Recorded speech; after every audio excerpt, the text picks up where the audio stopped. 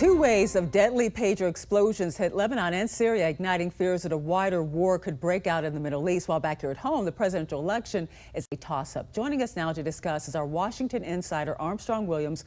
Of course, welcome as always to the National Desk. Now, first, let's talk about what's happening in the Middle East. Breaking, of course, overnight, Israel and Hezbollah terrorists exchanging fire.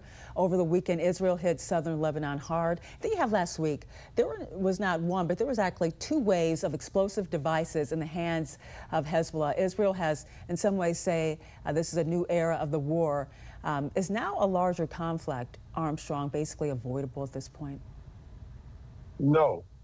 And the fact that Israel has the technology, the resources, and the access to intercept their pagers and plant these devices inside, I mean, and they took out so much of their apparatus of leadership, Angelo. So many people died, people blinded, people are injured. You're talking about thousands of people. And Hezbollah can come up with a front that they're firing missiles into northern Israel, but they're mortally wounded and marginalized. But still, when you have someone who's wounded like Hezbollah and they feel they have nothing to lose, they fight until the very end. So just because they have been mortally defeated in so many ways doesn't mean they're not gonna fight until the very end. It's a very interesting situation. But clearly, if Israel has the upper hand.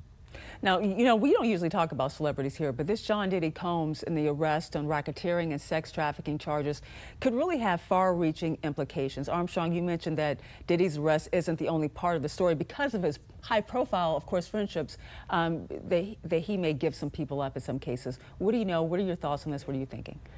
You know, Angela, it doesn't matter whether it's R. Kelly, Harvey Weinstein, Jeffrey Epstein, Sean Puffy Combs.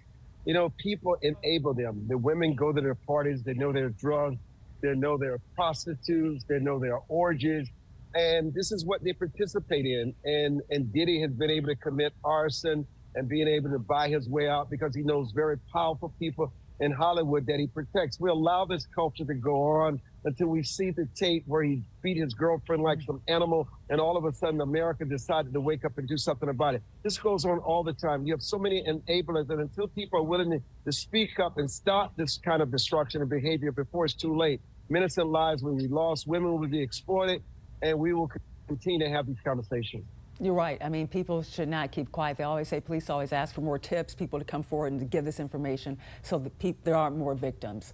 But let's now talk about the presidential race, which is razor close. Kamala Harris is leading in some swing states. You have Donald Trump, who's leading in others. Now, Harris, she didn't accept that Fox News debate a while back. Then, a few days ago, there was this debate, October 23rd on CNN. It appears that Trump is saying it's too late. He's not going to do that. Do you think that's the right move?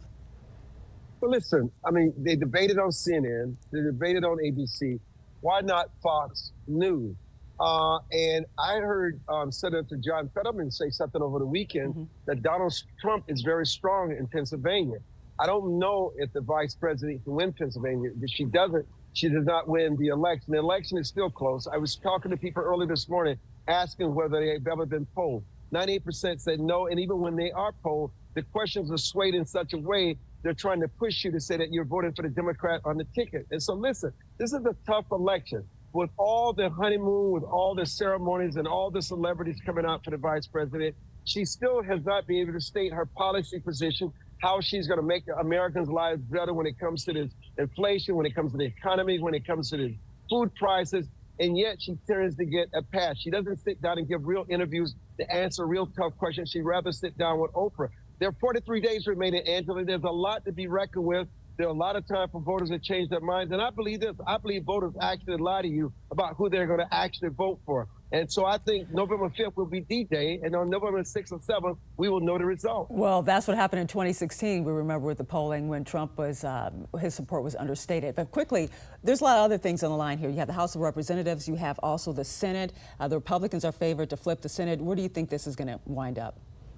I think Senator Tester and Senator Brown in Ohio could be in trouble. There's a point where it looked like Sherrod Brown was going to win Ohio, but Benny Marino has gained. Not only is he gaining, he's finally leading.